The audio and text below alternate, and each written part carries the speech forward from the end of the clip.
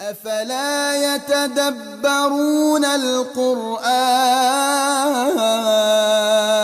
أعوذ بالله من الشيطان الرجيم بسم الله الرحمن الرحيم يا أيها الذين آمنوا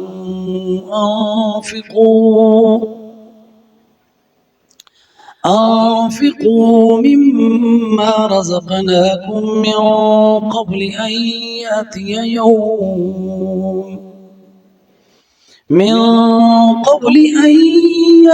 يوم لا بيع فيه ولا خلة ولا شفاعة والكافرون هم الظالمون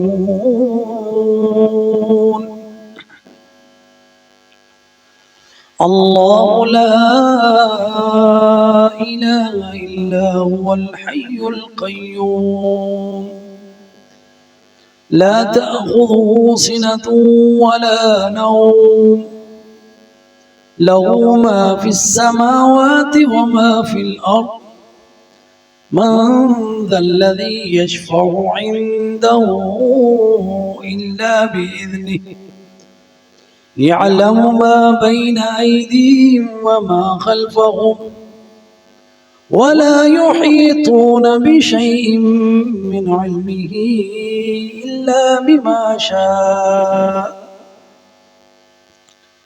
وسع كرسيه السماوات والأرض ولا يؤوده حفظهما وهو العلي العظيم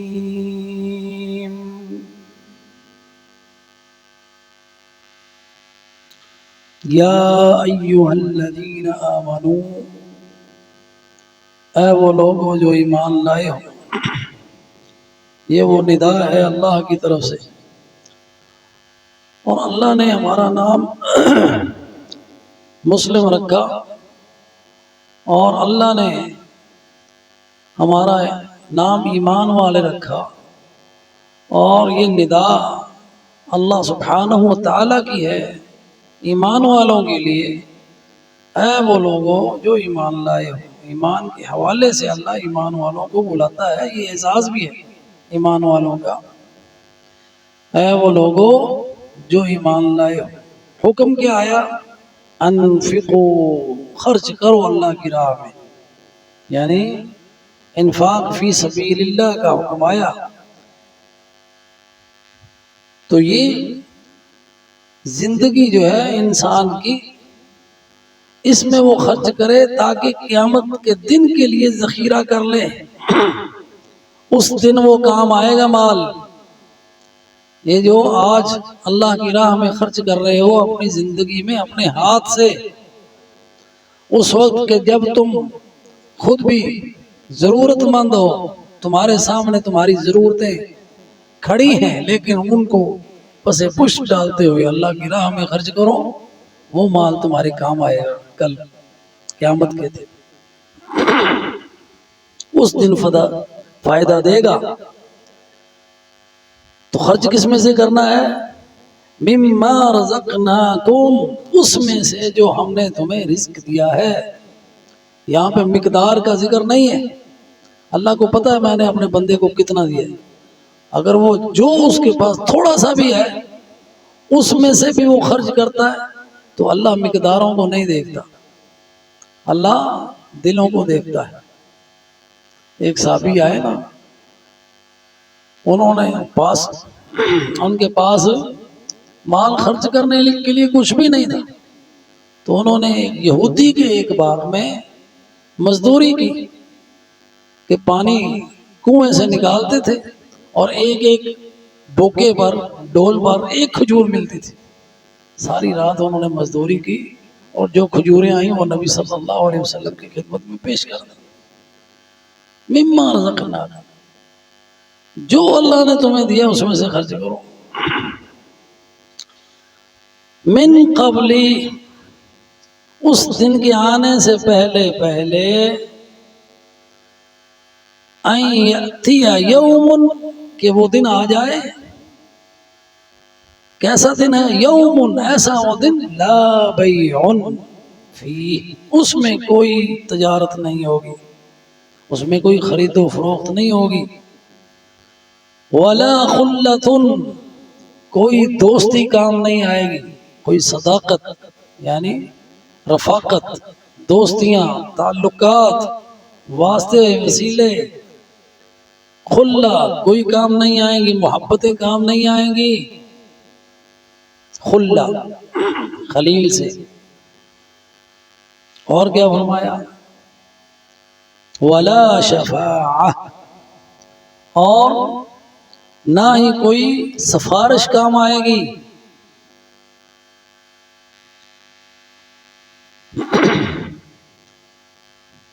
پھر فرمایا والکافرون، اور کافر ہم الظالمون، وہی ظالم ہے کہ جب انہوں نے رسولوں کو جھٹلا دیا اور جو ڈرانے والے آئے تھے ان کی نافرمانی کی، ہماری آیتوں کو جھٹلا دیا، ہمارے ساتھ شرک کیا، وہی ظالم ہے.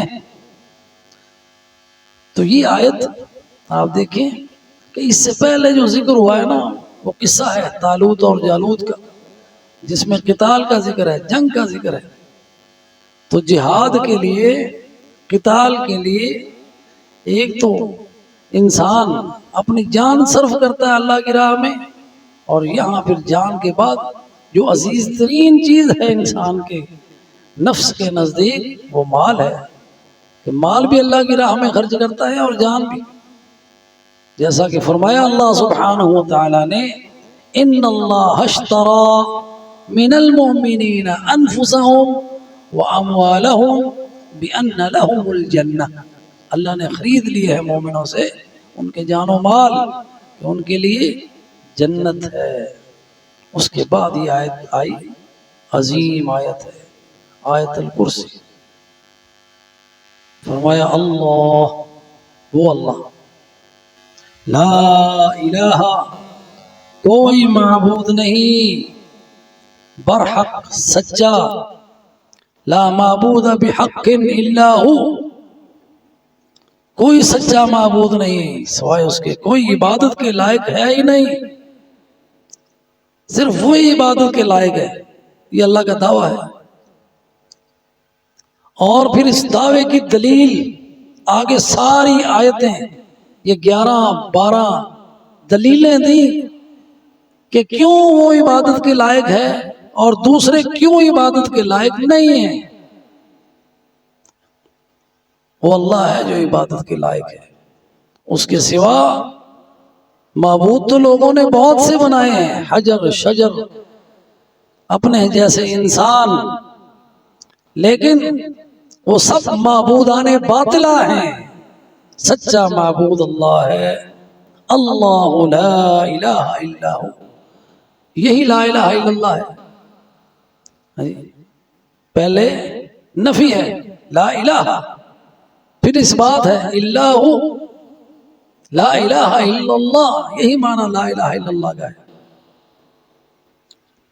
اور اب اس کے دلائل آ گئے کہ وہ معبود کیوں ہے اور اس کے سوا معبود دوسرے کیوں نہیں، وہ عبادت کے لائق کیوں ہے دوسرے کیوں نہیں. پہلی صفت، پہلی دلیل الحی، وہ ہے الحی، زندہ. اور یہ اس کے اپوزٹ مردہ ہے. اللہ سبحانہ و تعالی کی حیات کاملہ ہے، کامل، اس میں زوال نہیں، اس کی زندگی میں کوئی نقص نہیں، مکمل زندگی. الحی، وہ زندہ ہے، اور جو چیز زندہ ہے وہ اس کے زندہ رکھنے سے زندہ ہے.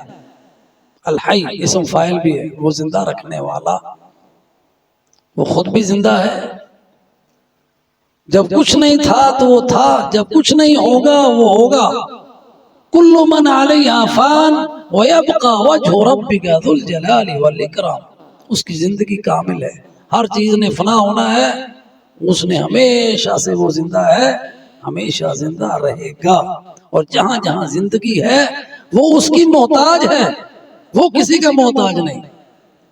ہم اگر زندہ ہیں نا تو اللہ کے زندہ رکھنے سے زندہ ہیں، جب وہ ہمیں مار دے گا ہم مر جائیں گے، اس لیے جس نے مرنا ہے نا وہ موتا ہی ہے، تو وہ حی ذات اللہ تعالیٰ کی ہے، الحی۔ اس لیے فرمایا کہ اللہ کے سوا جن کو یہ پوجتے ہیں اموات والذین یدعون من دون اللہ، اللہ کے سوا جن کو یہ پوجتے ہیں نا، آیت کے آخر میں آتا ہے اموات غیر احیاء وما یشعرون ایان یبعثون۔ اللہ حی ہے، وہ معبود ہے سچا، اس کے سوا دوسرے معبود کیوں نہیں ہیں؟ اس لیے کہ وہ حی نہیں ہے، وہ اموات ہیں، اموات غیر احیاء، اور ان کو یہ بھی نہیں معلوم کہ ان کو اٹھایا کب جانا ہے۔ یہ اللہ کے سوا سب کا یہ حال ہے، جس کی دنیا میں پوجا ہوتی ہے، جس کو وہ سمجھتے ہیں، جس کی عبادت ہوتی ہے، جس کے سامنے ہاتھ باندھ کر کھڑے ہوتے ہیں یہ عبادت ہے، جس کے سامنے رکوع کرتے ہیں یہ عبادت ہے، جس کو سجدہ کرتے ہیں یہ عبادت ہے، جس کی حرام کردہ چیز کو حرام سمجھتے ہیں، حلال کردہ چیز کو حلال سمجھتے ہیں، اس کی عبادت کر رہے ہیں۔ یہ حق صرف اللہ کا ہے، عبادت صرف اللہ کا ہے، اس لیے اللہ کے سوا اگر کسی کو کوئی یہ حق دیتا ہے تو وہ ظالم ہے۔ ان الشرک لظلم عظیم۔ دوسری دلیل کیا ہے؟ اب یہ آیت الکرسی ہے، اس کی تفصیل تو ہمیں معلوم ہونی چاہیے۔ القیوم، قیوم، قیوم صیغہ مبالغہ ہے، اصل میں تھا قیوم، پہلا واو یا میں بدلا اور یا میں مدغم ہوا اور اس کے اوپر شد آئی اور صیغہ مبالغہ بنا قیوم، اس کا وزن تھا فیعول۔ تو القیوم جو ہے نا قائم رکھنے والا، خود بھی قائم اور جو چیز قائم ہے دنیا میں اس کو قائم رکھنے والا۔ انسان اللہ کے سوا جو بھی ہے وہ خود قائم رہ نہیں سکتا، انسان تو خود گر جاتا ہے نا، جو خود گر جاتا ہو دوسرے کو کب کھڑا کرے گا؟ تو اللہ وہ ذات ہے جو قیوم ہے، پوری مخلوق اس کی تدبیر سے قائم ہے،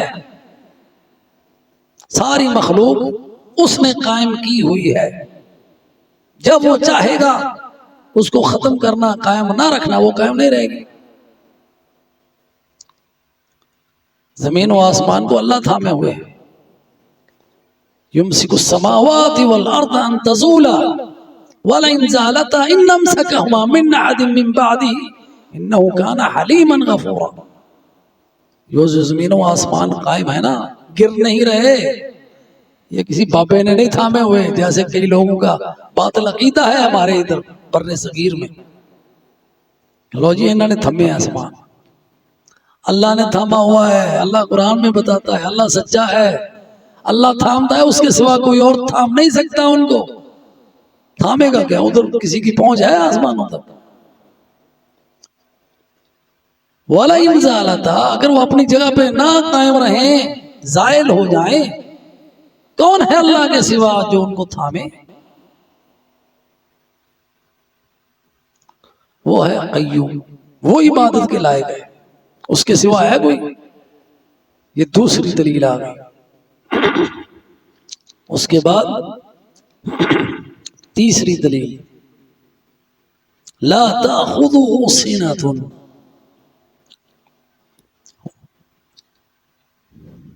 نہیں چھوتی اس کو، نہیں پکڑتی اس کو، لفظی ترجمہ اگر کریں سنۃ، نعاس، نعاس کیا ہے؟ سینہ، یہ اونگ ہے، جو ہلکی سی نیند آتی ہے نا انسان کو، بیٹھا بیٹھا اونگ رہا ہے، یہ سینہ ہے۔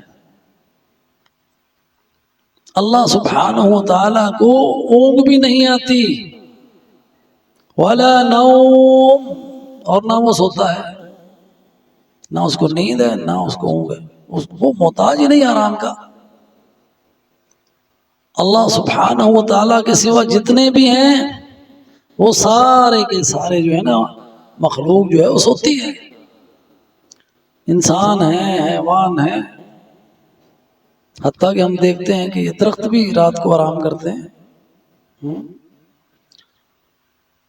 تو جو نیند اور اونگ ہے نا،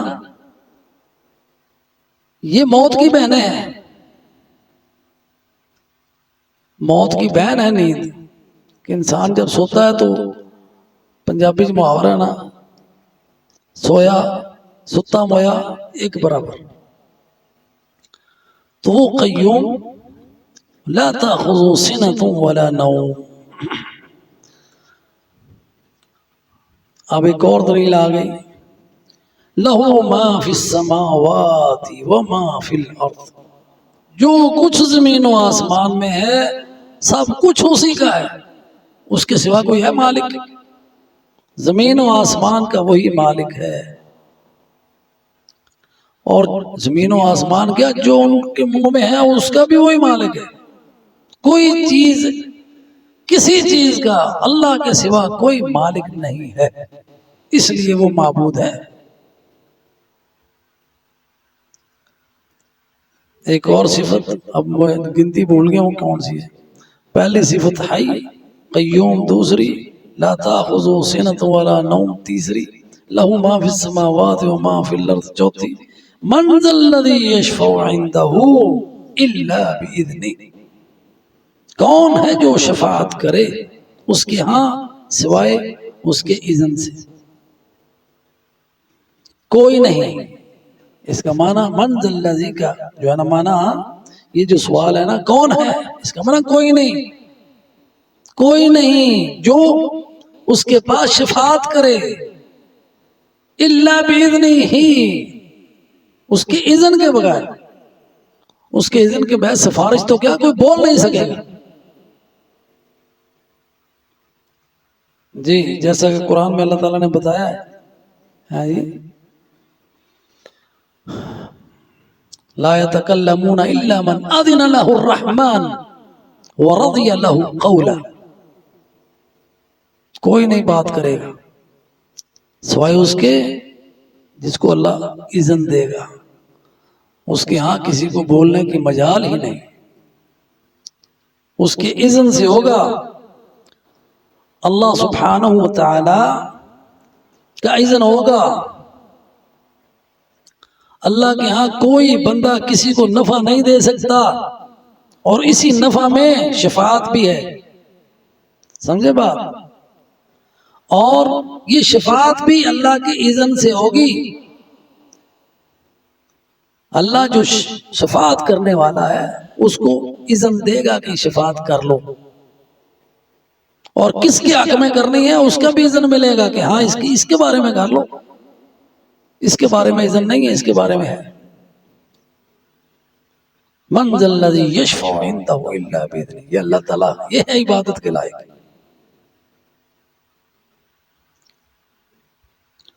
نبی صلی اللہ علیہ وسلم مقام محمود جو ہے نا وہ مقام شفاعت ہے، وہ بھی اللہ اذن دے گا نبی صلی اللہ علیہ وسلم کو۔ جب آپ مقام محمود پر سجدہ کریں گے، اور اتنا لمبا سجدہ جس کی مقدار اللہ ہی جانتا ہے، تسبیحات کریں گے، اور اللہ سبحانہ و تعالیٰ آپ کے دل میں ایسے کلمات ڈالیں گے اپنی تسبیحات کے، اور پھر جب اللہ کا اذن ہوگا اللہ کہیں گے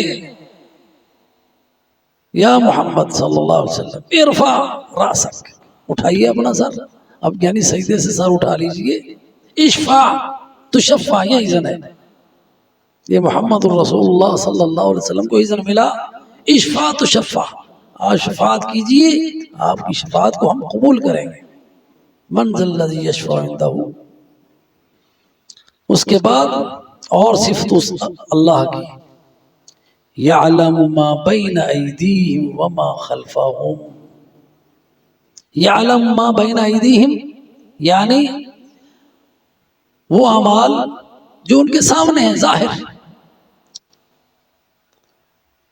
یعلم ما بین ایدیہم، اور ایک اس کا معنی یعلم ما بین ایدیہم، وہ اعمال جو انہوں نے آخرت کے لیے بھیجے، اپنے آنے والے دنوں کے لیے. وما خلفہم، اور ان کے وہ اعمال جو انہوں نے دنیا میں چھوڑے. اور اس کا ایک معنی یہ ہے یعلم ما بین ایدیہم وما خلفہم، کہ ایک ظاہر کی اعمال اللہ جانتا ہے، یعلم ما بین ایدیہم وما خلفہم، اور جو پوشیدہ ہے وہ بھی اللہ جانتا ہے. اس کے سوا، اللہ کے سوا کوئی عالم الغیب نہیں، یہ اس کی صفت ہے. وَلَا يُحِيطُونَ بِشَيْءٍ مِّنْ عِلْمِهِ، اور کوئی احاطہ نہیں رکھتا کسی چیز کا اس کے علم میں سے، إِلَّا بِمَا شَاءَ، سوائے اس کے جو وہ چاہے. یہ اور صفت آ گئی. وَسِعَ كُرْسِيُّهُ السَّمَاوَاتِ، اس کی کرسی زمین و آسمان پر وسیع ہے. کتنی وسعت ہے؟